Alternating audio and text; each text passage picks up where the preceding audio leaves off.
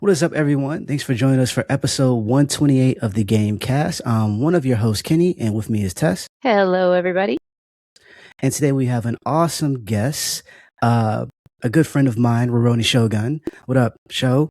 Hey, how's everybody doing? Hey. Now, for the people who don't know, give a brief introduction. Based on his, at least, looking at his Twitch, he's an entertainer, variety content creator who enjoys traveling, eating great food, and having blasts with friends old and new. I know a little bit more, and not to say that, we go way back or nothing, but I'm just saying, he also is a stand-up individual, a principled individual, a good friend, a good brother to those who are related and aren't related, and someone who is, just a blessing to be around. So I think if you are into streaming, you've been, in the streaming streets, Twitter and Twitch and all that good stuff, definitely check out his streams when you have a chance. It's a good time. It's definitely a good time. And, wholesome and whatnot, it get a little ratchet sometimes, but it's a good Sometimes time. It needs to. Yeah. It's a good time. Ratchet is always a good time. Right? So we're happy to have you here with us today. Before we get into the main aspect of the show, I want to talk about some stuff that we did this week, sharing outside of avoiding the heat. Recently, I went to see two movies. I'm not going to talk about the second one because that's a whole nother thing. But I took one of my daughters to see Toy Story 5. And it was really good, surprisingly so. And I think maybe not surprising. My wife and I were talking about how each odd number Toy Story is like the best, like number 1, number 3, and now number 5. And there were moments where I swore someone was cutting onions. I'm not going to hold you. I feel like people were in there just at certain key moments. They're like, you know what?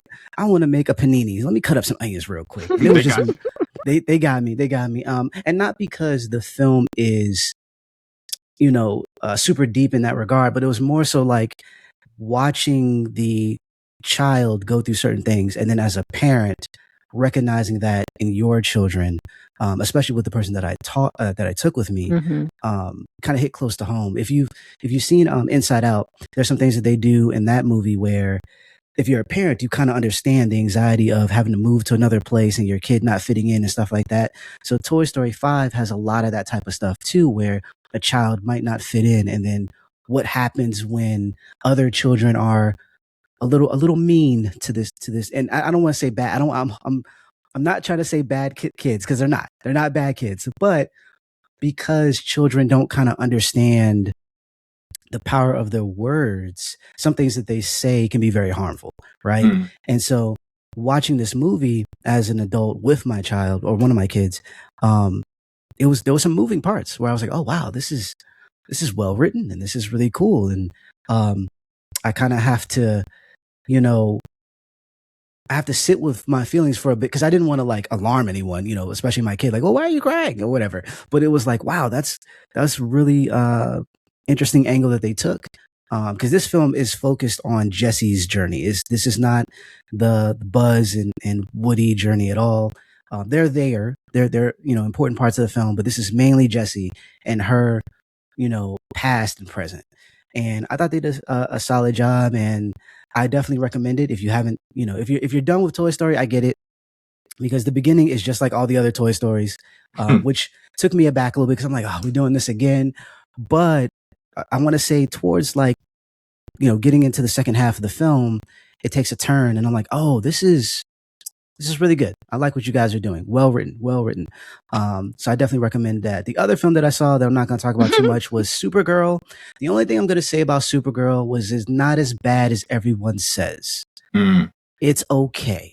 I feel like the internet is either trash or amazing. There's nothing in between.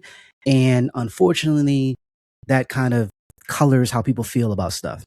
I'm here to tell you, it's okay. It's cool.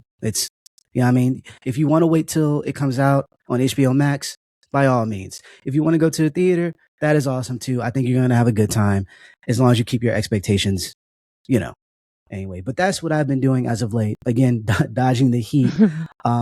Sho, what about you? What have you been up to? I had a question in reference to your the Supergirl thing. Would you say it's a good fit and like similar to the previous or the latest Superman movie, or it kind of takes its own takes its own narrative? I think it's good as a branching off path or a branching story, but it's not. There's clearly a difference in the writing and directing in that Superman versus this one. And without giving too much away, it's more so like there's a little bit more experience with the other Superman or with Superman. There's a little bit more, because even the idea, and this is not a spoiler or whatever, but like for the people who haven't seen Superman, it doesn't start with his origin.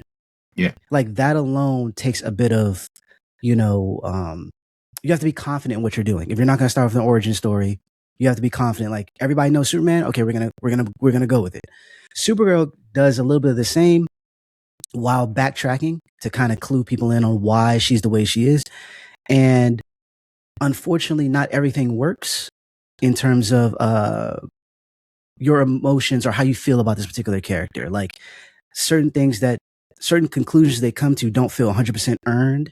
And I don't think that's necessarily a negative or indicative of the actor's ability to convey an emotion. It's more so, we got to get all this information out. We got to do it very quickly. So we have to cut certain things. And because of that, you get the normal flow of a superhero movie where it's very much this, then action, then this, then action.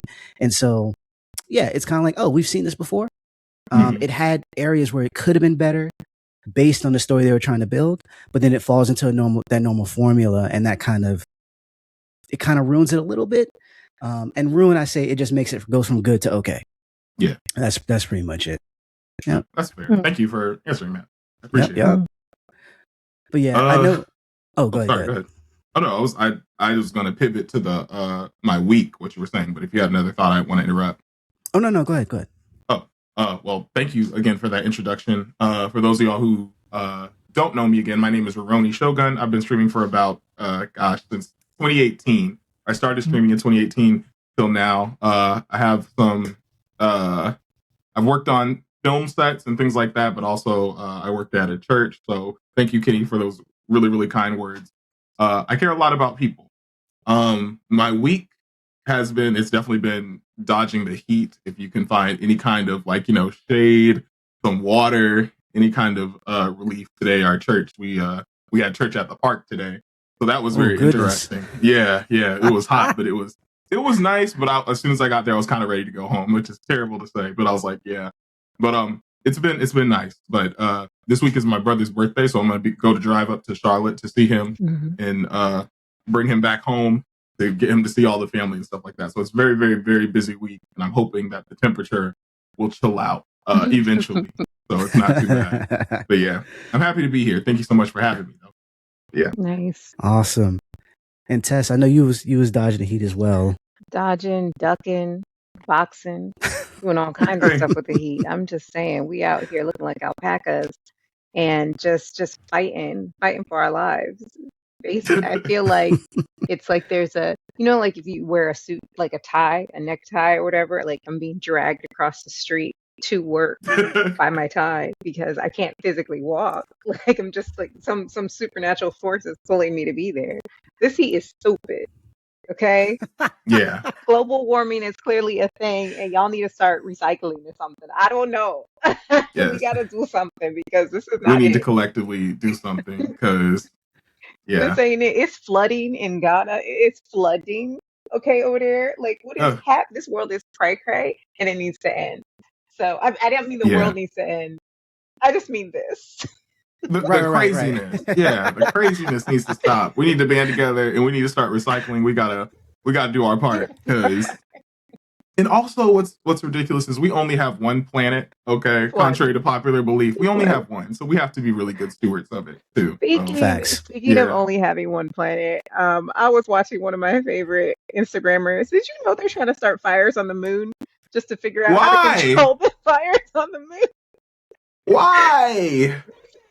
We're going to go to the moon and start fires so that we can figure out how to control fires on the moon. But the moon doesn't have a fire problem right now. And it's, don't you need oxygen for fire? Oh man, it's I don't want to. It's unfortunate. Like, I know how people say like the internet isn't the real world, and I 100% believe that. But it's also a reflection of the real world sometimes, because oh my gosh, the amount of people that just say things with such confidence. I've never experienced seeing people be so confident about the wrong things in my life, and are just like, and we're going to get into some of this when we get to the main topics, but there's a lot of information going around, and it makes it hard to actually like jump in and have a good debate about the future of all of this stuff, because people won't take time to Google. And I don't mean that's part of the plan too, is to have people misinformed, severely misinformed. Yeah. So then you misdirected. Yeah, then you can take away education, period, because we can go back to the times where the common folk didn't have education at all, because the upper folk said that they didn't need it. They don't need to be educated. They don't need to know anything, because we don't need their input on anything. Yeah. And I don't understand why we're driving right into anyway. You know what? Let me go ahead and move on, because this is gonna make my head hurt. So this is gonna be a good episode. Always. So this week we want to talk about a bunch of things. Some of it dealing with Sony. If you've been online as of late, or at least I would say social media, maybe not online, but social media, there's been a lot of talks about Sony and the choices that they are making. And I wanted to talk about this on the podcast, because I feel like I am yelling into the void when I'm on Twitter trying to correct people and whatnot. But one of the big things that dropped recently was that Sony is removing films from their digital libraries, from your digital libraries, if you've bought movies or television shows via Sony. Now, Sony and Microsoft has removed the stores, so you can't buy movies through them anymore. And Microsoft, on one hand, though, was saying that, or allows you to still watch if you have the app. So if you download their movie and television app, you can watch whatever you bought. As of right now, and I want to make this clear because this whole console war crap. As of right now, Microsoft has not removed, from what I can understand, has not removed films and stuff from their library. However, if there's a licensing issue, they will do that. And I've seen that happen across the board. In Microsoft instance, it was a video game. I actually had a video game removed from my account, even though I paid for it. And when I asked for a refund, it happened twice. One time they gave me a refund. The second time, the rep told me to try out one of these games. I thought they were giving me a game, okay, so we're going to swap. They're like, try these games out, and they were all free. And I was like, you know what? Yeah, you're a jerk. So I just wanted people to know that this happens across the board. However, Sony is the highlight right now because of other stuff that they did, and we're going to get to that in a minute. So for those who don't know, I'm moving over to shout out to Game Informer. Marcus Stute over there wrote about this. He says that Sony has announced it will be removing hundreds of purchased movies and television shows by Studio Canal from players' digital libraries. Now, Studio Canal isn't necessarily, when you think of that particular company, it's not a Warner Brothers or Sony is not one of them, but they handle the digital aspect of it, where it means we're in the sense of like putting these movies into digital storefronts for people. And so the way this works is Sony pays for a license. That license has a certain time limit. And when you buy, because of how licensing works, you purchase a license essentially to watch whatever it is for however long. And it's basically like a really, really long rental. That being said, it does make you feel a way when something is pulled from your library after you purchased it. They go on to say that they're going to start removing the films on September 1st of this year. And right now they're hinting at the licensing agreements. That's pretty much what it is. Some of the films that are going to be removed are From Dusk Till Dawn, the Evil Dead series, Terminator 2, This is Spinal Tap, Train to Busan. On the television side, American Gods, The Young Pope, Trust Me. A lot of content, like over 500, at least 500 films, I think, and television shows that are going to be removed from people's accounts. And this is because this happened to me. I'm not surprised. Like, this has happened before. But I feel like something needs to be done. about this because of how things are moving. Contrary to popular belief, people still buy DVDs. People still buy them, but the amount of people, at least in terms of forward facing, right? Best Buy removed a lot of their DVD sections from their stores, not because people aren't buying, but because people aren't buying from there, right? And so you got people buying on Amazon and stuff like that, or secondhand. And because of that, though, facing Best Buy's like, we don't need to invest in this anymore. Sony's looking at it in the same regard, right? Why pay for this digital library license, for these particular films? When people are, they're not buying from us anymore. They're going to be going to whatever digital storefront now. We're moving out of this sector.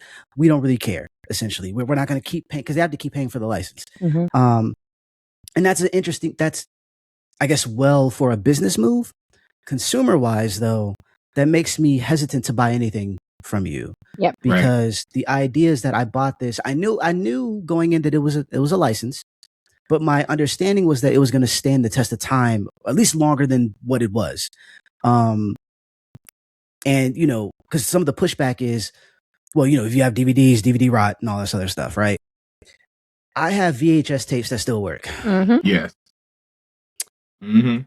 So cassette tapes that still work. Right. Exactly. You know what I'm saying? And so, I know nothing lasts forever.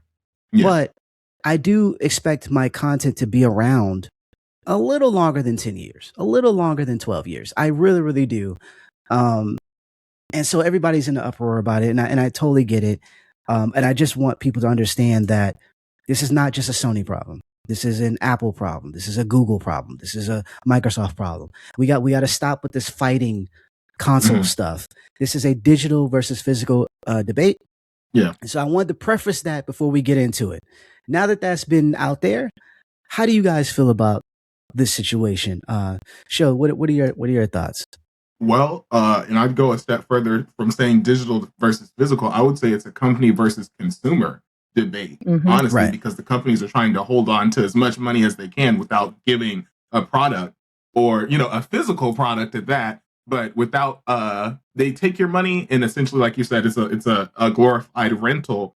And people aren't going to read the fine print on that. They think that they own it. And it does become rather strange when they say they're going to reach into your library and remove what you already purchased. And when you have the idea that you purchased something, a lot of people think, oh, well, I bought this, I own it now, and you're not going to take from my digital library. And that's just not the case. And I think it's very dangerous. I think if companies are going to do this, they should have some kind of reminder that, okay, if licensing leaves or in the negotiations, if licensing is revoked from Sony, then I think there should be a way that consumers can still keep their product, if that makes sense. Right. Yeah. Because Train to Busan, even that came out in 2016. As you said, that's literally just a decade. I have games that are older than that sitting on, we're talking about physical stuff. Right. And I purchased DVDs. I purchased the Fresh Prince of Bel-Air, all the seasons of that, because I love that show. That show was so good to me. It's nostalgic. So it's I'd love to have a physical hard copy of that. And for them to remove these videos that may have sentimental value for people. I know, what is it? Dusk Till Dawn is a cult classic for that genre. So I know a lot of people would probably feel a type of way that they won't have access to that anymore. And I think it's a really bad practice. If Sony does it, then other companies are going to follow. And I think we need to kind of raise the alarm now before these other companies start thinking, well, they're saving money doing that, so we need to start doing that as well. So, agree. Yeah, and that's what happened with Apple. Apple removed films. Apple removed music even, and even though they have a storefront through their, I don't know if it's still called iTunes, but you can purchase music and stuff through them. Yeah, they've removed stuff as well. And nobody. I remember there was that old case. I think Bruce Willis was going at Apple because he was like, I want to be able to leave my music to my children when I pass away. And Apple was like, we can't transfer the license. And he's like, well, I spent all this money building this up. There's got to be some way we can work this out. Right. You know what I mean? And it went away because legally it says you are only buying a license. You feel me? Regardless of legality, it sucks. But yeah, Tess, how do you feel about this announcement? Same, 100%. It's ridiculous. Exactly the same. It is the company versus the consumer.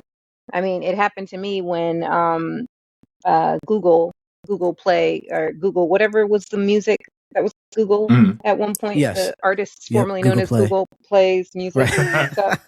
Whatever it was, I lost all those things that I bought. I was really feeling myself because I just had some money. Like I was like, oh, I have a job and I haven't been fired from it in like, every 20 days like I normally do. And I was like, yay, let me buy these things. And I bought them. And I was so happy. And I got my Bruno Mars CDs and I got my Prince. I was like, I went back and I got Prince. So I was so proud of myself. I was like, do, let me get these, let me get that. Leona Lewis, for crying out loud. Like, what? Like, love Leona Lewis. Okay, I got some things, not a lot of things, but some things. And then next thing you know, Google's like, we don't have music anymore. And I found out like 2 months after they closed it. So I never got to download my things. Never got to download my music. And I think that that's BS. I don't have a lot of money and I don't like this idea. I mean, I get it. We make this agreement, but consumers are not believing that companies are just going to be out to screw them. We do believe in the exchange of money for goods, not temporarily, because the cost doesn't act like it's temporary. If a CD, for people who don't know what a CD is, a compact disc, not a certificate of deposit, but a compact disc that we used to go to the store and buy on release days, which was Tuesdays, might cost us anywhere between $15, $18, I don't know, $11 to $18, somewhere around there. Yeah, exactly, that thing. The thing with the hole in it. The thing with the hole. And I also want to make a call out to I think I was reading it on Twitter. I think I read it on Twitter. They said a little kid came home to their parent and said, hey, mom, dad, or whatever. The teacher pressed the button under the TV and this little drawer came out. And then she had this thing with a hole in it. And she put it in there and closed the drawer. And then the movie played. What's that? And I was like, man, these little children, they don't even know what a CD or a DVD is. Man. They only know digital. They only know turn on TV and then the Alexa remote gets you movies and television. They don't know. They don't know. They've never seen a VHS tape. And this is their reality. So sadly, the younger individuals will think that it's normal to pay the money, to pay $25 for music, for a collection, for an album, only for it to be taken away from them in 8 years. Yeah. And then they'll just, and I feel like the normalization of that is the conversation between these young people as they're growing up will be like, oh yeah, well that's normal. So like, you just have to like buy it somewhere else or something, or, you just can't get it anymore. It's just gone. No, it's history and I paid for it. Yeah. Yeah. Facts. And now, go ahead. Sorry. I wanted to add that with everything or this media essentially becoming digital, it can change right under our noses. Yes. Which is scary because they'll have, they can censor it. They could change the meaning of a scene or something like that. So, because that happens in music now. Yes, where they need to change something, there was an error, or God forbid, a producer or a writer has a disagreement, and then something gets taken off of an audio track. Yes. So, and then re-uploaded literally within an hour. So, I think it's very harrowing that we don't own the licensing, that the content that we consume can change very quickly, or without us agreeing or understanding. For example, Lilo and Stitch, the digital copy, there's a change for safety reasons in the original Lilo and Stitch to the current Lilo and Stitch that's on like Disney Plus or whatever. Right. So I think that's very concerning as well, and something that we need to think about when we get into the conversation of digital versus physical media. Right. But yeah. And even I was going to say, Tess, with your example of the Google Play, the music, the solution wasn't better. Like I had purchased a lot through there, and the reason being that Google was more attractive than Apple. This was when Apple was more restrictive. You couldn't move stuff as much as you wanted. And so what I would do I would buy and put it on Google, and then Google would put it everywhere that I wanted it to go, because it was like, you purchased through us, you get the license, but you also get the files. And so you can move them around digitally wherever. And so their solution was, when they were shutting it down, it was like, hey, we're going to go to YouTube Music. They were like, download it here and transfer it over to YouTube Music. So I did that. So I kept all my records. The problem, though, was that I could no longer remove them, which was the whole point of having it via access Google. to that file. Exactly. Now the files, granted, I still have the original files, so I'm good. But if you just moved it and wasn't thinking about it, all your digital albums are stuck on that particular app. You cannot take them anywhere else. They're just stuck. There's no option. When you go to download, it says download a temporary license to listen to it offline if you have YouTube Premium. After a few days, that goes away, and then you have to re-download it again. You know what I mean? So even in the process of trying to help you out, or offering a solution, it still locked you in this box. Was the whole purpose of Google Play versus Apple in the first place. So yeah, it's not a good look. And yeah, the like I was saying, even with purchasing a license, because we do that with video games a lot on Steam or whatever the case may be, the understanding is that it's going to be a while before this potentially goes away. That's the understanding. But a while for us and apparently the companies are two different things. Right. Again, a while for me is my lifetime. A while for me is as long as my ADHD and autism keep me hyper focused on something, which might be a day or it might be 100 years. I don't know. I don't know how long I'm supposed to live, but they shouldn't get to decide that for me because I paid my money. Right. Exactly. And because like and the odd thing about kids not knowing certain things, like depending on your household, my kids know all about that stuff. Right. And with me growing up, seeing 8-tracks was a thing. Right. When and the Walkman, and then moving on to CDs and so on and so forth. The fact that one generation can be so removed from all of that is disturbing. When we talk about preservation and history and stuff like that, that's a bigger thing. So moving on to the next topic. So this is in lieu of this topic, because Sony did the same thing, or did another thing that was like, baffling. Yeah, double whammy. Where they announced this, and then right after that announced that they will have they're not making physical copies of games anymore. Their next system is not going to be, it's going to be digital only. And from what I'm reading, it also seems like they're not going to be making physical copies of games for the PS5 either in 2028. So even games that are going to come out to both systems, you're not going to have a physical copy of it. So this is where a lot of misinformation came in, and I want to address it because, oh my God. So Dell, shout out to Dell on Twitter.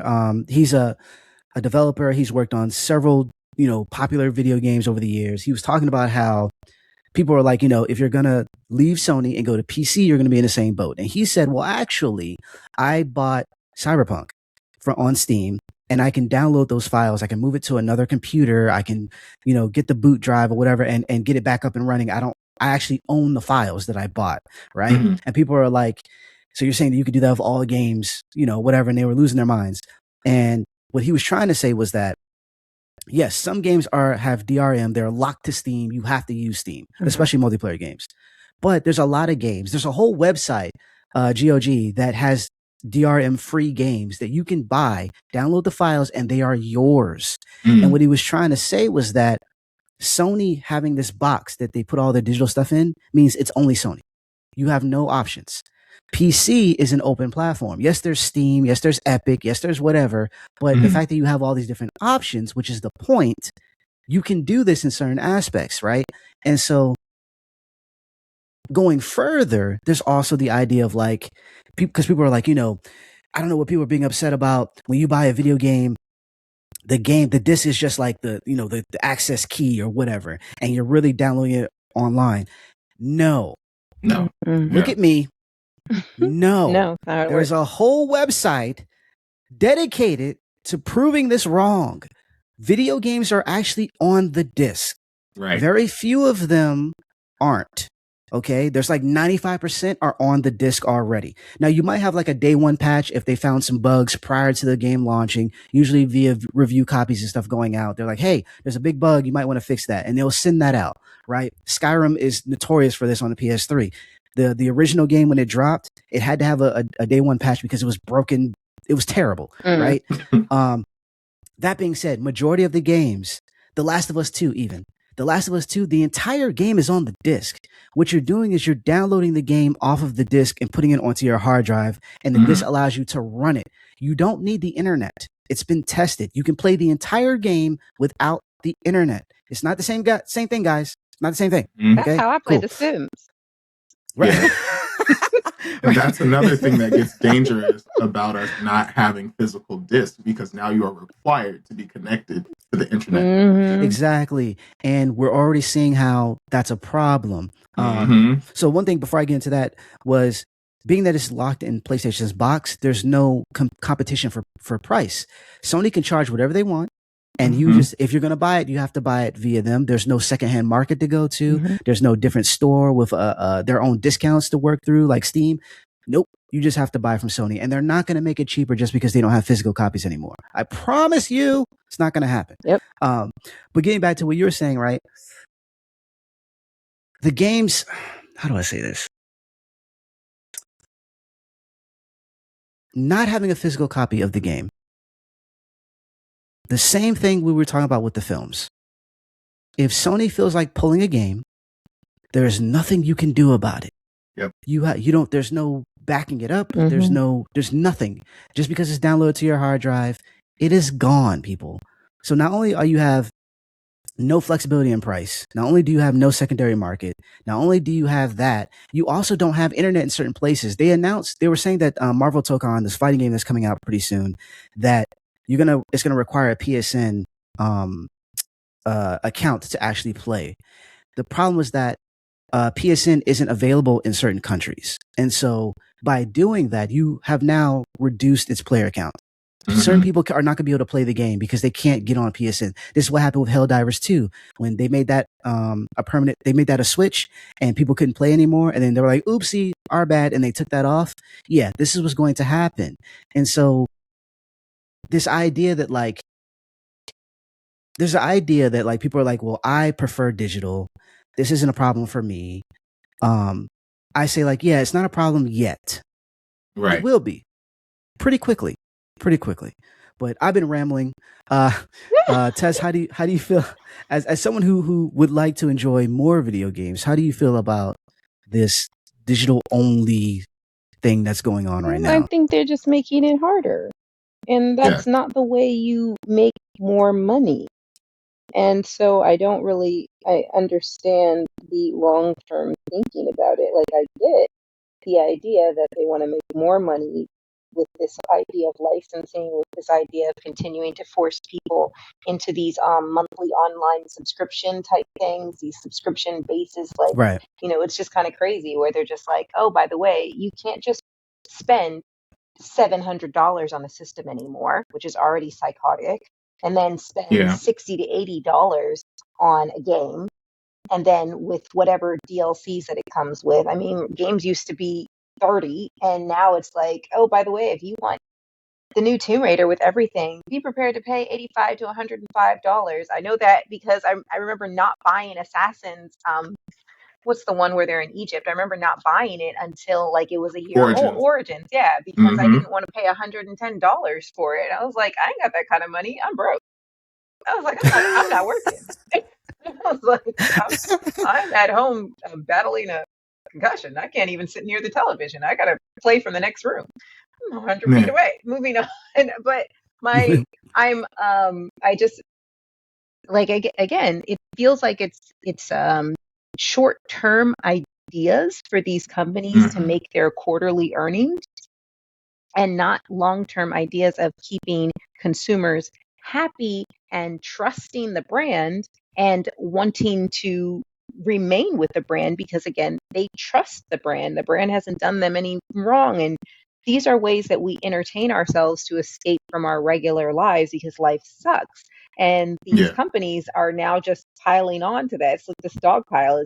It doesn't end. Yeah. Nothing. Capitalism never ends. We can never escape it. We can never get to a happy hiding place where we don't have to worry about that because it's just chasing us everywhere. It makes me really wonder because it's like, is this actually what's the word? not what's the word that goes with longevity, like is it sustainable for the corporation? Yeah. But I feel like they will find a way to make sure it is, because people are addicted. Look how we are addicted to our phones. We are addicted to, because of the way these things work on our psychological well-being. I mean, well, when the world sucks and all you can do is escape in a game, I mean, I guess you might as well just do whatever you need to do to just keep doing it.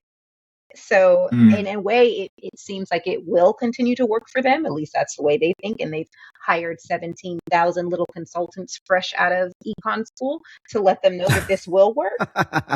So they're going to keep doing it instead of doing I don't even want to say the thing that's right, but like the thing that logically makes sense. But again, the way our world works is like logic has just been, I mean, come on, remember, it's 116 degrees outside because of global warming, because some people don't believe it exists because, it's cold today. There's no global warming. You know what? All of you need to go jump in that melting iceberg. yet. Yeah. Be like, we have winter. There's no global warming. Go jump in an iceberg for me and see how that feels. Yeah. Yeah. I'll add Tess, that like, not only, I don't think it's sustainable for consumers, but for the company. I don't even think it's about sustain. I think it's about how they can get the quickest dollar. The quickest dollar, the most convenient for them. It's not convenient. Like, it's in the digitizing of media is under the guise of it being convenient, but it's more convenient for the companies. And also, these companies do not do a very good job of protecting the consumers, because how many times has Sony, I'm gonna put them on the spot, how many times has Sony had a data breach? Right. You know, God forbid something happened with all of our digital media, that a data breach, they get our, they've gotten credit card information, our names, and, whatever else, our locations and things like that. What happens when somebody, inevitably, unfortunately, hacks into Sony and messes up people's licenses to these games? Right.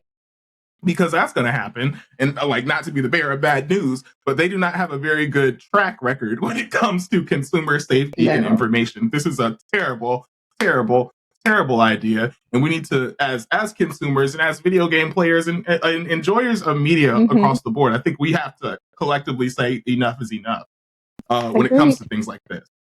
So they're the ones who made us go through this horrible feeling of who was going to play James Bond. They can't even keep that under wraps. Now, crying out loud. Come on, guys. Right? That's happened so many times with them, from their movies, leaking and whatnot, to like you said, it's almost like I won't say annually, because that's not fair, but I want to say Christmas time, usually them and Microsoft get hit. You know what I'm saying? And it's like you're making yourself more of a target, because now you're putting everything digitally. The yearly hackers. There's also this argument of like, well, everyone's buying digital. Here's the thing. The numbers there are skewed, because digital, when they do those numbers, they don't separate them. For instance, there are some games that are like, let's say indie games, that are only digital. They don't have a physical copy. They count those numbers.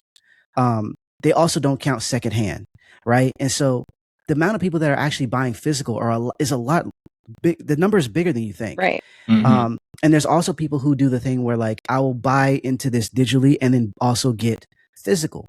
I do this all the time with my films. Right. I will buy a physical copy of something and then later on get the digital version, because I want to have the convenience of it, but I know that this can be taken from me at some point. So I'm going to have the physical copy as well. That's, you know what I mean? That's people who have, let's say you have HBO Max, right? But you have HBO Max, but you still went and bought the Fresh Prince because you like, you know what? I want to have this, just in case something goes down. Or if you're like Netflix, who pissed me off, they freaking made one of my favorite shows, and actually a few others, A Different World. They upscaled it using AI and ruined certain scenes.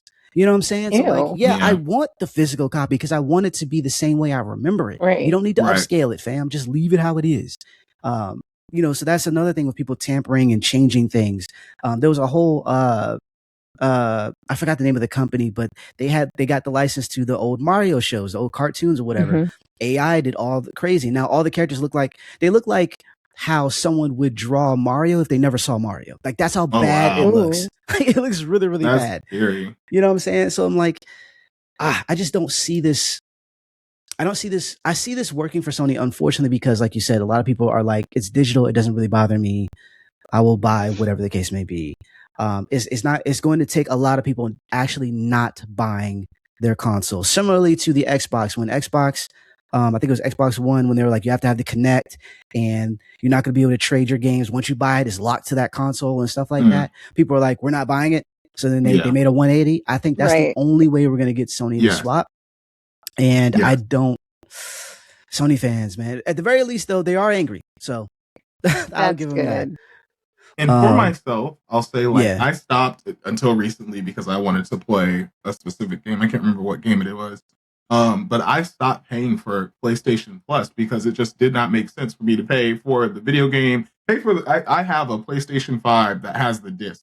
I remember they were really pushing the digital PlayStation 5 and don't get the one with the disc. You don't need it, blah, blah, blah. No, it's like, I want the disc one. So I have that one. But I stopped paying for PlayStation because they had done, they essentially charged me. And every time I get PlayStation Plus, or when I got PlayStation Plus, I would always turn off the auto renew for it, because it's like, I'm not even on my PlayStation that often to use the online features or whatever. But for whatever reason, it auto renewed when I saved my email for the auto renew and all that stuff. And I ended up contacting my bank and saying, hey, I was charged for this and I shouldn't have got charged. And I ended up getting the money back, got reached out to PlayStation. They banned my account and essentially forced me to pay for, the year thing again with a PlayStation card. I was like, oh, this is crazy practice. I'm never buying PlayStation Plus again, because it's just, and with these, I say all this long story to say, with having a digital copy, a lot of stuff you only have access to if you have PlayStation Plus. You have access to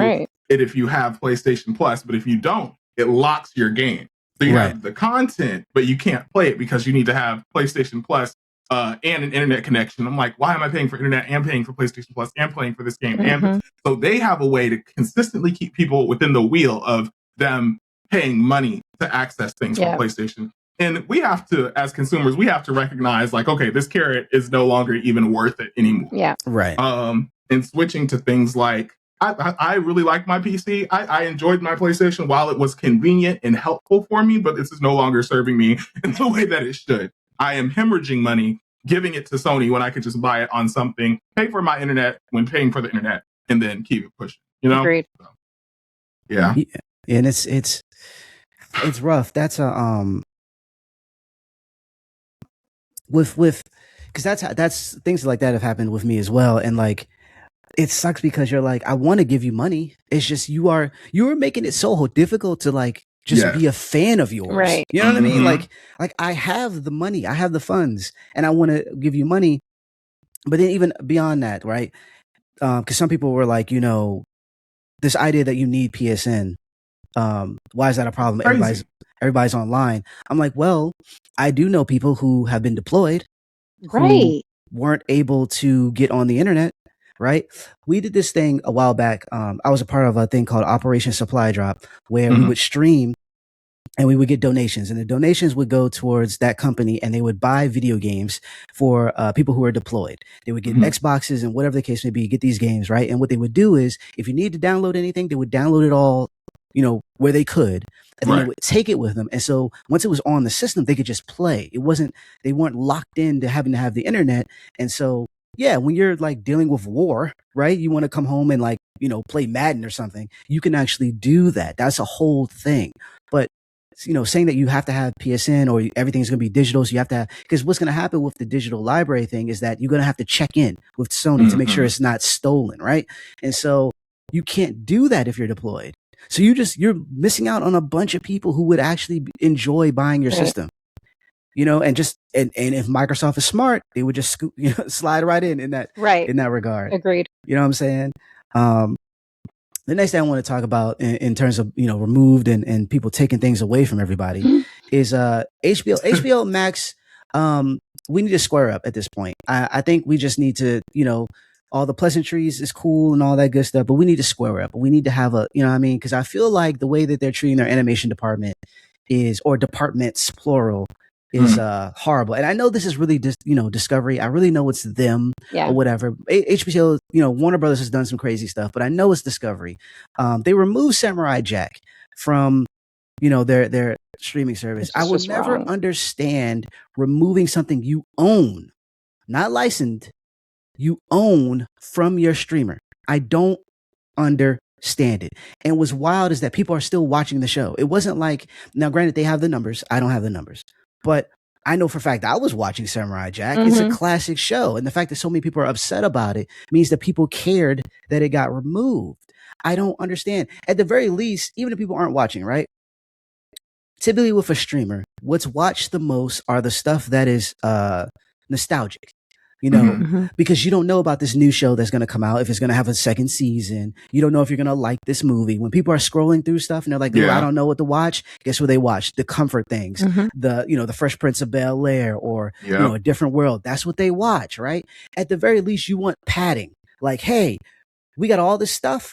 And, look at all the things you could watch whenever you get a chance to watch it. That's what keep people subscribed to your streamer or whatever. When you start removing stuff, especially classic stuff like that, people are like, if I'm waiting to watch the next big thing that you have, like, House of the Dragon or whatever, I'm going to unsubscribe until it comes back. What's keeping me here is the legacy media. Why would you remove it?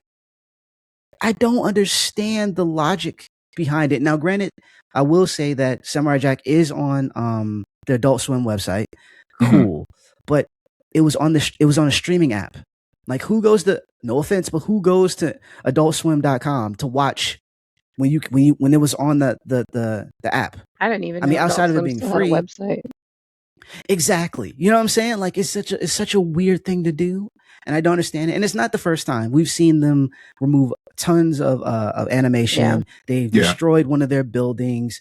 If it wasn't for the company Ketchup, we wouldn't even have the Wile E. Coyote versus Acme movie that's coming out soon. Like, there's a lot of interesting decisions. I'll say that. I'm not a business person. I don't own anything to that degree, but very Discovery's not trying to do this for business. And if this is definitely Discovery, this is not because something is good. This is because they have their own political agenda that they're pushing. And that is just what they are up to. That's kind of another thing too I'd be thinking about. I don't want to get too political, but a lot of the good shows that they're removing have some really good messages too. Yeah. Like, yeah. And to be fair, it's not even like, because like they canceled. So HBO was doing this initiative where they were highlighting, Black-led shows. So that's why we got the Insecures of the world, right? And Southside.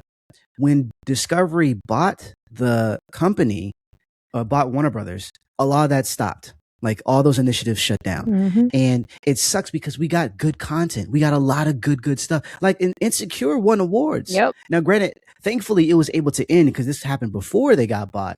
But there's other shows that got canceled after the first season or second season afterwards, because Discovery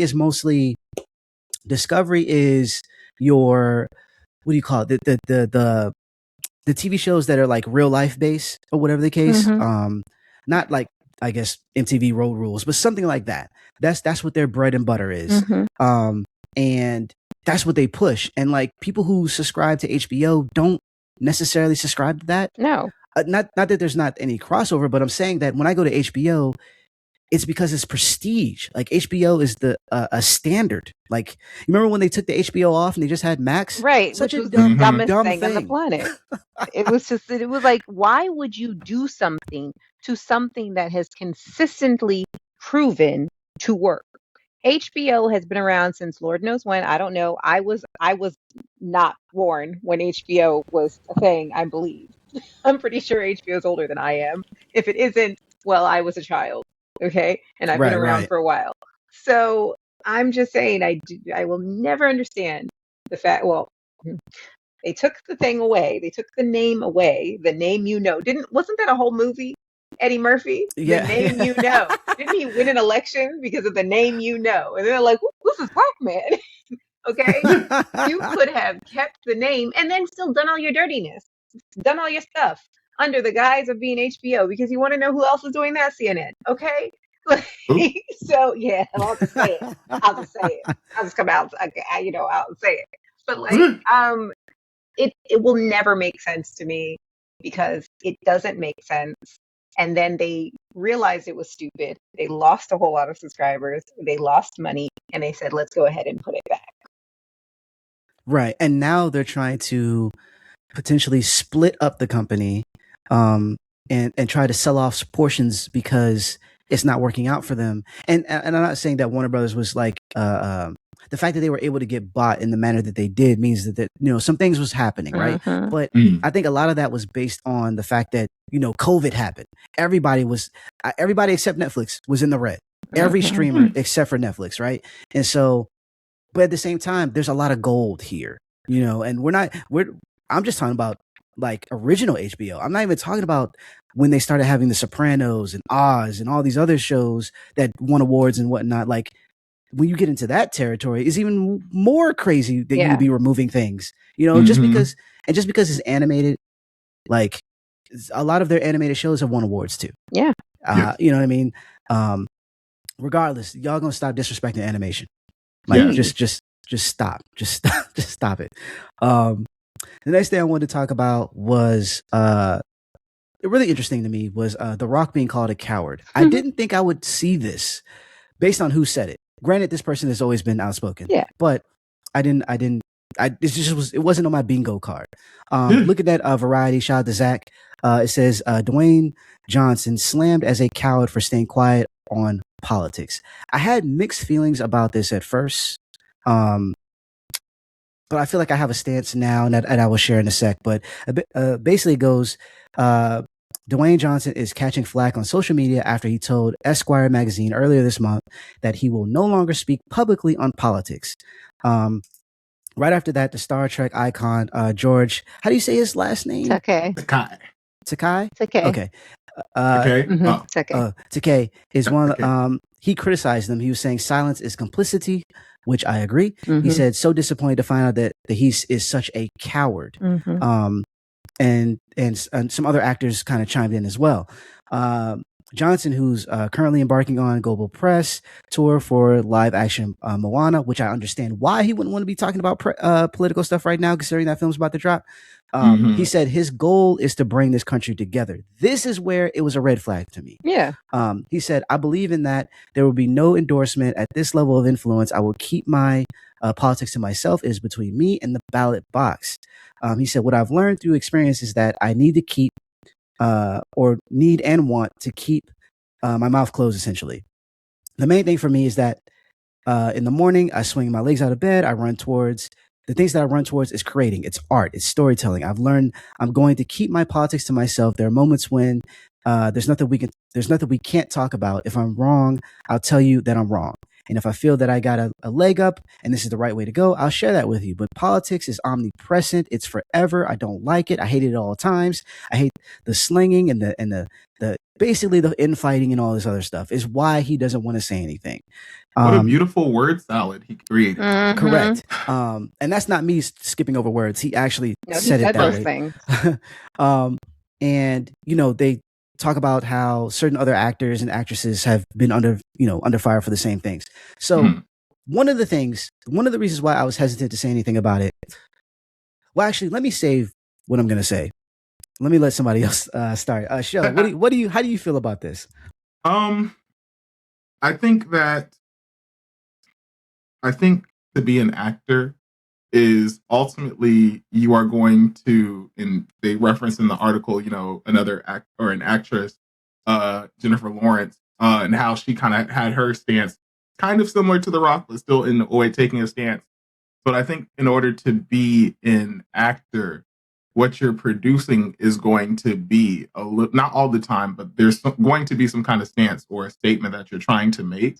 Right. And to not have a statement about certain things, especially things that I don't think people's livelihood is political. I think that's a human thing. I think that is a humanitarian thing.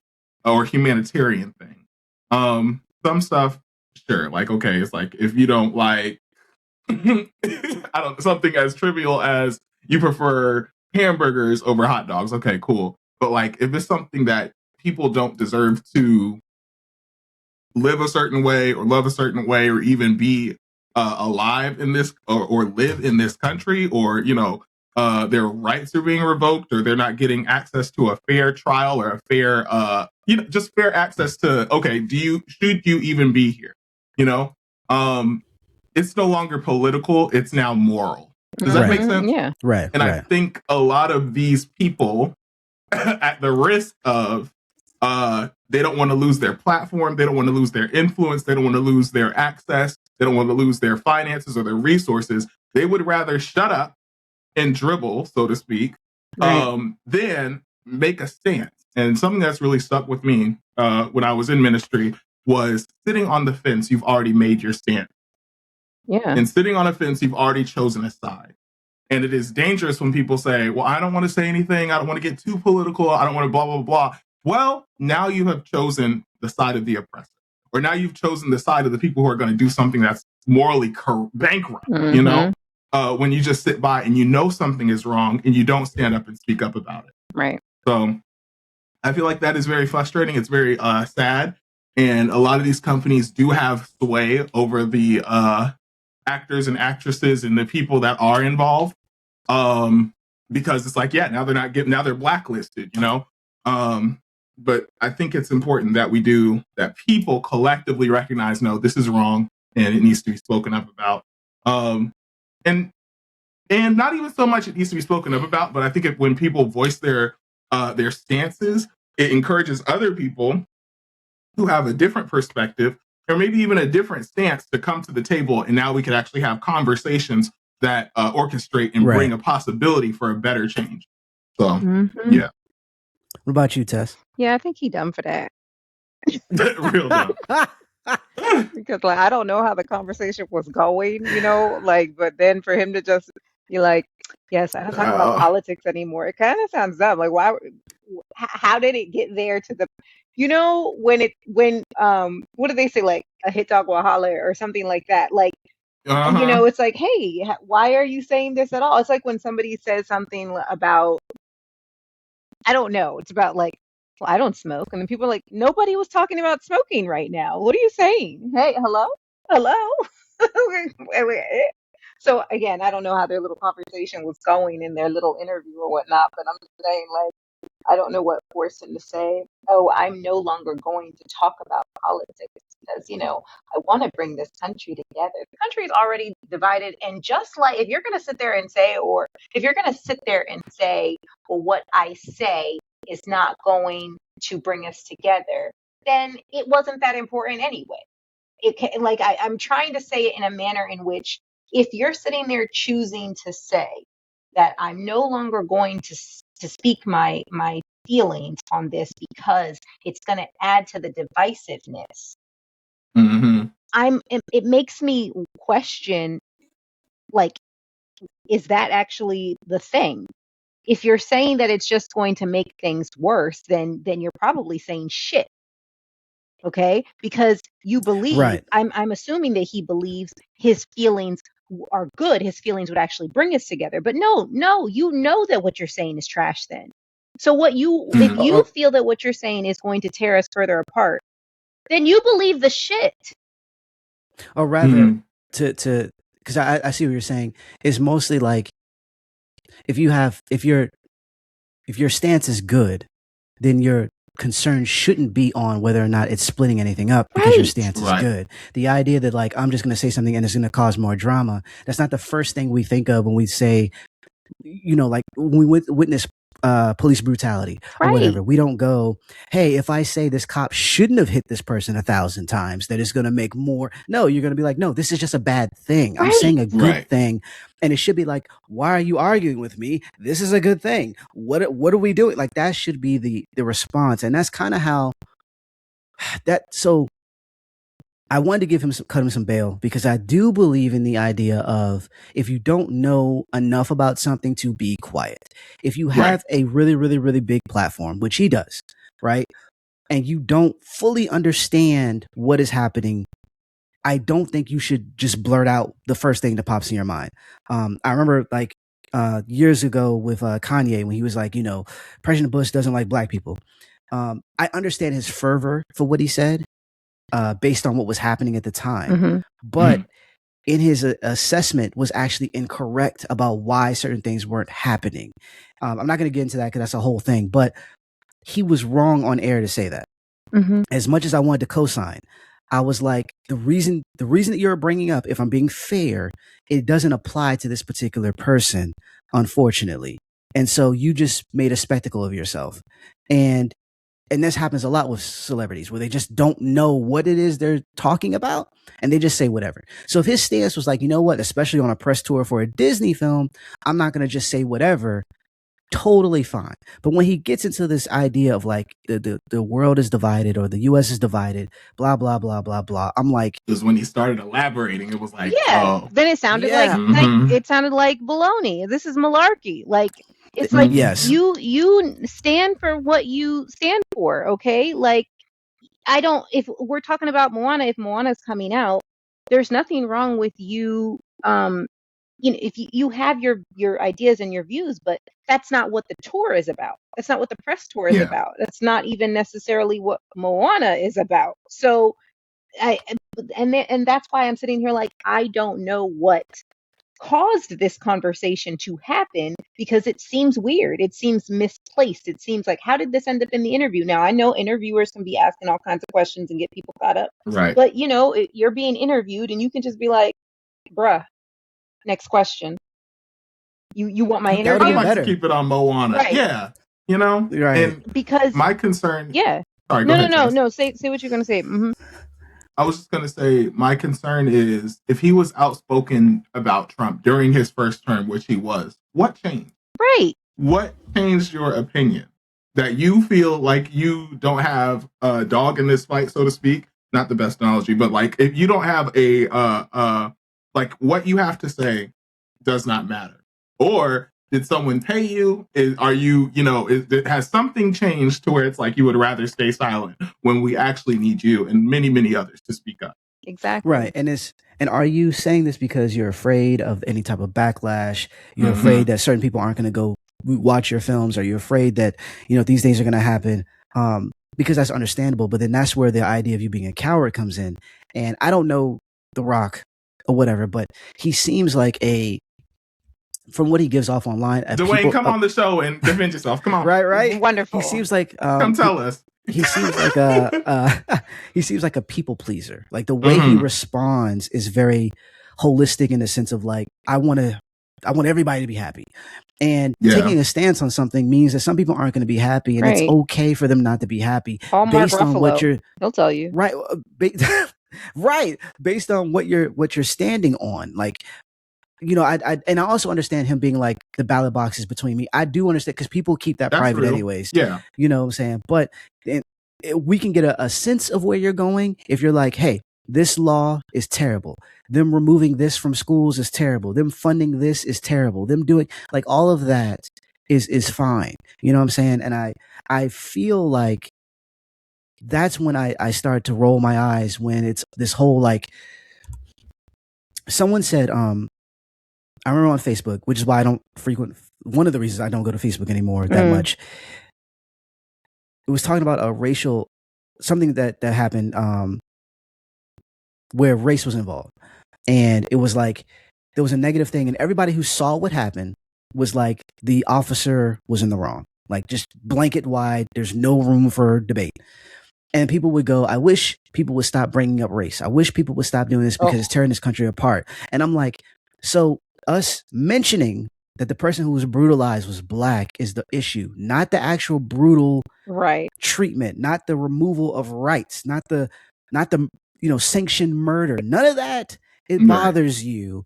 But the idea that me talking about this makes you uncomfortable, and because it makes you uncomfortable is somehow putting a divide. So your discomfort, because that's so important, more important than the lives of people who you call friend, you don't want us to talk about it. That's what you're saying. Right. That's what you're saying. Like, and that is like such a annoying. It's not whataboutism, but it's kind of close. Like you are so stuck in this. Like I don't want to rattle the fence. I just kind of want to. Hey, let's just go to the movies. Let's just go, to the concerts. Let's just go do these things. Let's live our lives. Let's not worry about these things. Like I don't see color, and I'm like, these things are real. And going back to what you were saying about politics and humanity, like my life, like we use this fancy word politics, but it should be like pushed towards like the president or like Congress. Mm-hmm. That's politics, right?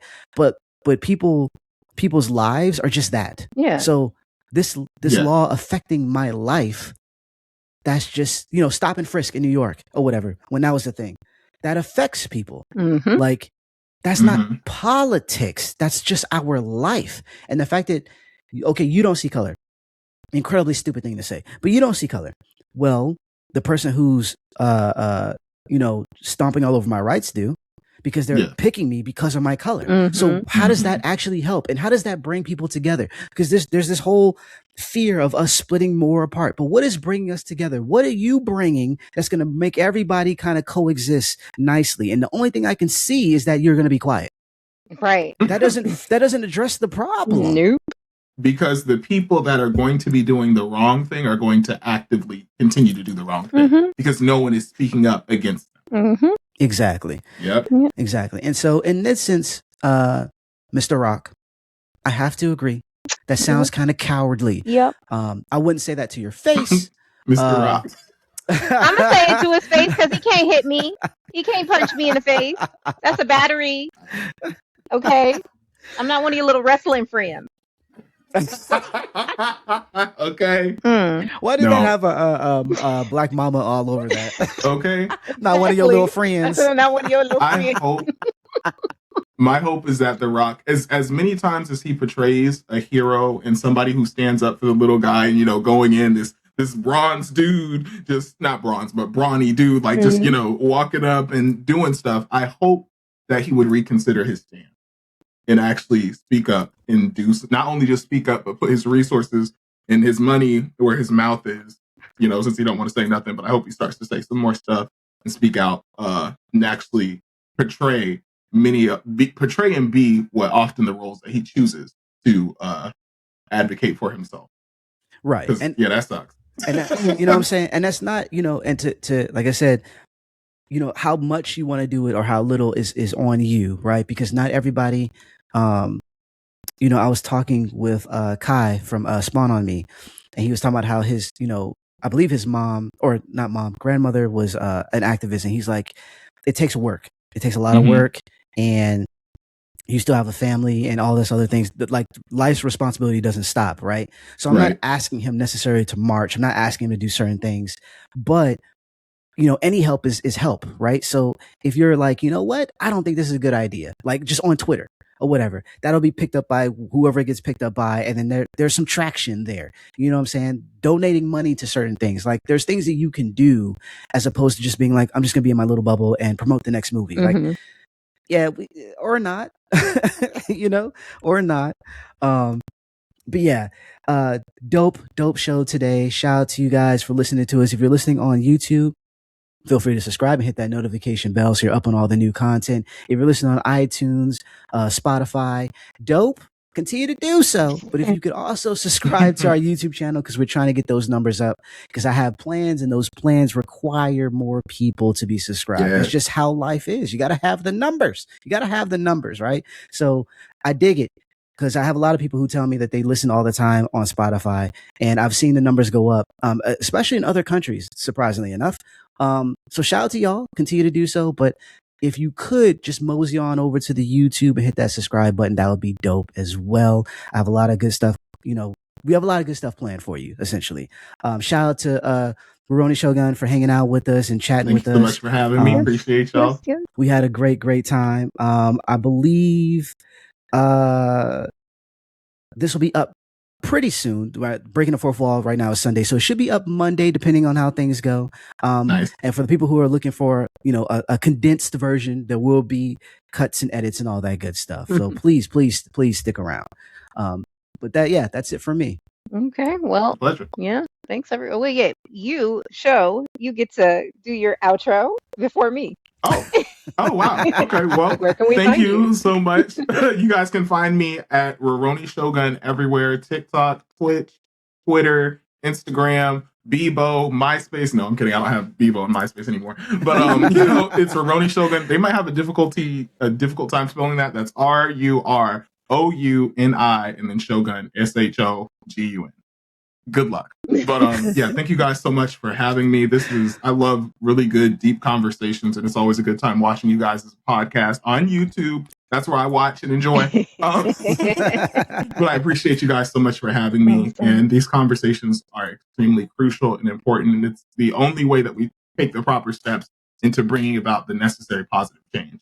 So yeah, thank you guys for having me. I appreciate it. Definitely. We're glad to have you. Everybody, it's the same thing. Thanks for hanging around with us. We would just like to remind you all to not be a dick. Right. Just don't be a dick. To wash your hands, wash your faces, Yes. wash your butts. And you're gonna need to wash your underarms too. You're gonna need to wash everything. It's really hot outside, like we said before. Yes. It's 2-a-days now, okay? It's 2-a-day showers, and you might want to get a new deodorant, like a new one. Okay. Without the parabens, okay, Hey. and the nasty metals and things like that. Make sure you're taking care of your aluminum.